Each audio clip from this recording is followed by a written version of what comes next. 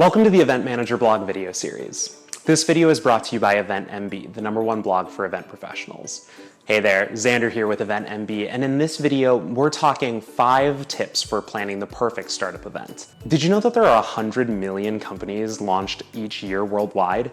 From mom and pop shops to giant tech companies, these startups really should focus on live events to help enhance their brand and build their audience. Planning events for startups is just like planning events for anyone else. The inherent challenge comes with the client.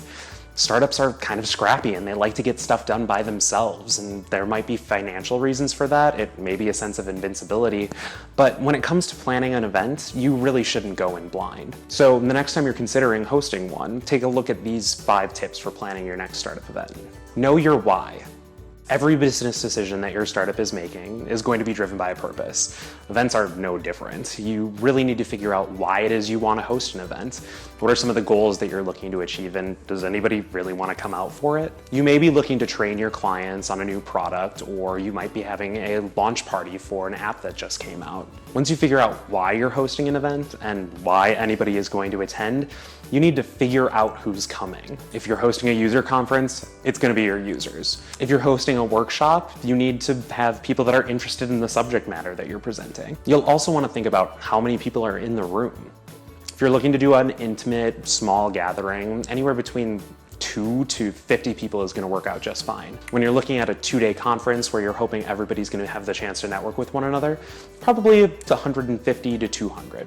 This worldwide premiere of the game-changing product you have in the hopper, limitless. The why I mentioned earlier is really going to help define how many people you invite to the event. Look at your client base, your mailing lists, your social channels, and really any other opportunities for you to identify how to reach that target audience. Cash goals. To put this in the simplest terms possible, you can either make $1, break even, or spend $1.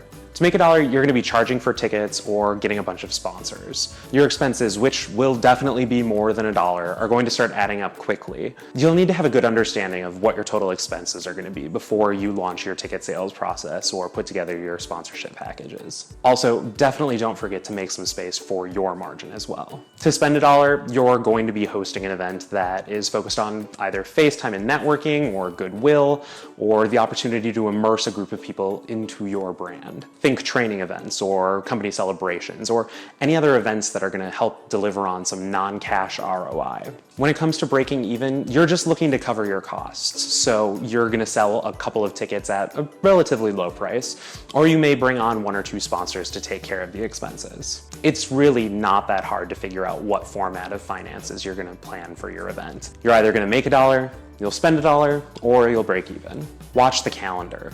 It should be no surprise to anyone that there are infinite events going on at any time, and your attendees probably are interested in attending those as well. Figure out which events your target audience is already going to, and be sure to avoid those dates. You don't want to try and compete with something like that. It's hard to pull new attendees away from old events that they really, really love. So focus on finding alternate dates that fit within the calendar, and you'll probably see a handful more attendees than you would if you were trying to compete. It's the #1 tip I give any startup that I talk to. Go find a professional to plan your event for you. You don't need to dedicate the time and the resources into learning how to plan events when you can just find someone who is really good at them already. A great professional event planner is worth their weight in gold when it comes to cost savings opportunities that you might have no idea about, and the time that they're going to save you. To wrap up, hosting an event can be an amazing way to showcase your startup and the products that you have available. But it has to be done right. A bad event can be devastating to your reputation. Be sure to think of these tips with a lot of emphasis on hiring a professional when you're looking to start planning your next startup event. Thanks for tuning into this video, 5 tips for planning the perfect startup event. This video is brought to you by EventMB, the #1 blog for event professionals. If you liked this video, remember to subscribe to our channel on YouTube and like us on Facebook. Thanks for watching.